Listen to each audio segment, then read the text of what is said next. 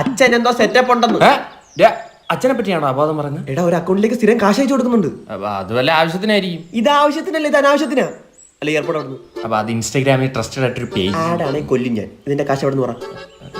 നിക്കേ അച്ഛൻ കാശ് അയച്ചു കൊടുക്കുന്നു, ഇവന്റെ എയർപോർട്ട്, ഇവൻ അച്ഛനെ പറ്റി നല്ലത് പറയുന്നു. LCU confirm. ആരാടി നീ? സുമലത. എടാ സ്വന്തം തന്തയായിട്ടാണ് എടാ സുള്ളി പറ്റിക്കുന്നത്. ഞാനിപ്പോ സുമിത് അല്ല, നമ്മുടെ അച്ഛൻ സ്നേഹിക്കുന്ന സുമലതയാണ്.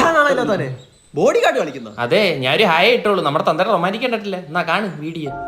എനിക്ക് വയ്യ മെസ്സേജ് അയച്ച് സിംഗിൾ ടിക്ക് ഡബിൾ ടിക്ക് ആവുന്നു, ഡബിൾ ടിക്ക് ബ്ലൂ ടിക്ക് ആവുന്നു ഒക്കെ നോക്കി കുത്തിരിക്കാൻ എനിക്ക് വയ്യ.